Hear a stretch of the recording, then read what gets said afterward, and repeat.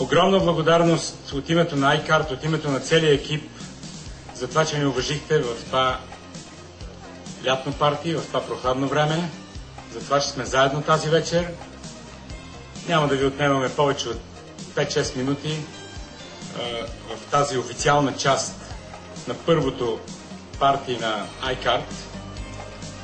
Искам да ви представя господин Христо Георгиев, управителят на iCard, човека, който измисли тази идея, човека, който я започна от нулата и я докара ето до тук. Желая ви един ден всички вие да имате точно този сет. Това е платинената iCard. През всички тези месеци, които бяхме заедно, си мислихме как да използваме първата буква от iCard и минахме през всички тези Innovative, Interactive, Internet, Intelligent и всичко със си, което можахме да измислим. Сега, малко повече от 2 месеца след първата промоция на iCard, след като вече има няколко хиляди клиента, част от които имат тази платина, искам да ви кажа, че най-ценното и, което всъщност картата се заслужава, е истинската кредитна карта. Още веднъж ви благодаря, че сте тук. Искам да моля господин Георгиев за някакъв. Благодаря, Максим. Аз се извинявам за гласа ми, че може би е малко така прекракнал, но последните 2 месеца от навикване на служителите по сетъпа на компанията може би не ми остана глас. Добре дошли на всички, уважаеми дами и господа, гости, скъпи приятели. Изключително съм развълнуван, много ме е приятно, че ми уважихте тази вечер да празнуваме началото на този наистина хубав продукт. Може би повечето от вас, които ме познават, така ме характеризират като перфекционист.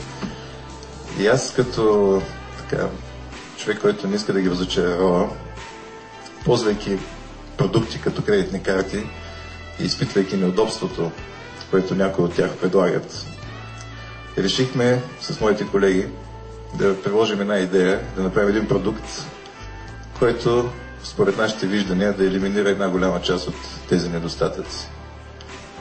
Защо е интелигентна, защо е интерактивна, както каза Максим? Ще ви кажа много просто. Когато направихме анализ на пазара, открихме, че всички имат мобилни телефони. И докато другите карти са неинтерактивни, неинтелигентни, няма как да се общува с тях, ние решихме да свържем мобилните телефони, които всеки от нас имат, с кредитната карта и да направим малко по-раздвижена. Да можем да задаваме въпроси, колко ми е лимита, колко ми остава, какви транзакции съм направил по телефона, но не само от това. Можем да караме карта да прави някакви действия, например да разсрочва част от плащанията, които вече сме направили. Тъй като и на най-заможните хора им се е случвало понякога да се приближат много близко до кредитния си лимит. Не дай се Боже да са в чужбина тогава и да няма откъде някой да им помогне. И не по едната, ами и по втората и по третата карта. Знаете, че нашите банки не са много гъвкави по увеличаването на кредитния лимит, особено ако им се обадим от чужбина за това. И в тази връзка също така на всеки му се е налагало да плати по-голяма сметка или да закупи някакъв по-скъп подарък. И тогава решихме, че би било добре в картата, и след малко ще видите и на самия клип, който сме подготвили и който ще започне да се излъчва по нашите медии. Решихме да направим още един лимит. Значи нормалният, който е 20, 50 или 100 хиляди лева за платената карта, да го дублираме с още един. Още 20, още 50, още 100.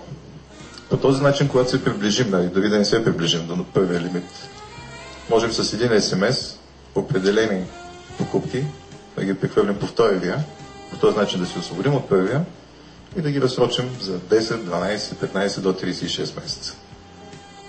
По този начин даваме една свобода, една гъвкавост, всеки един от нас да управлява интелигентно своите финанси.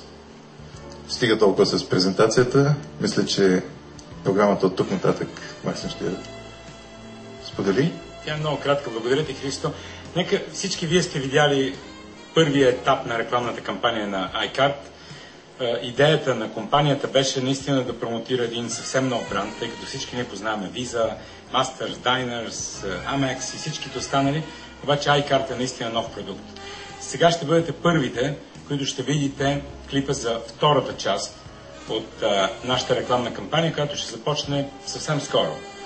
Нека да го видим. iCard Mastercard е интелигентна кредитна карта, иновативна и интерактивна, изключително удобна. Сайт с един СМС на номер 170011. Сами управлявате финансите си. Във всеки момент знаете какво се случва с парите ви. Свободни сте да контролирате средствата си денонощно на телефон 0713 444 или на адрес iCard.bg. Всичко с iCard или всичко на изплащане. Добре дошли в семейство на iCard. Наистина си заслужава, и това го казвам не като допълнение към това, което видяхте, или не от гледна точка на рекламата или на промоцията. Това е истинската карта, която в България ще бъде номер 1 съвсем скоро. Още веднъж благодаря, приятна вечер. Липсва ми тук Trio O5. Има ли ги Trio O5? Хайде да ги аплодираме и се надявам да дойдат колкото се може по-скоро. Защото са прекрасни музиканти. Добре дошли. Истински музиканти, като истинската кредитна карта. Приятна вечер.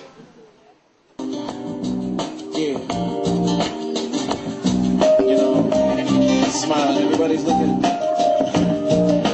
Here we go. Looking in their eyes, I see signs of despair. Turn and talk to them as if no one really cares. Life just passes by, for the future is here.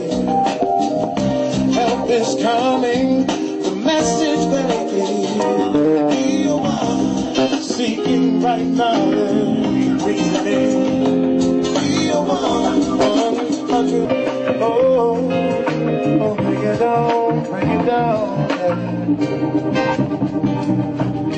We are one, remember.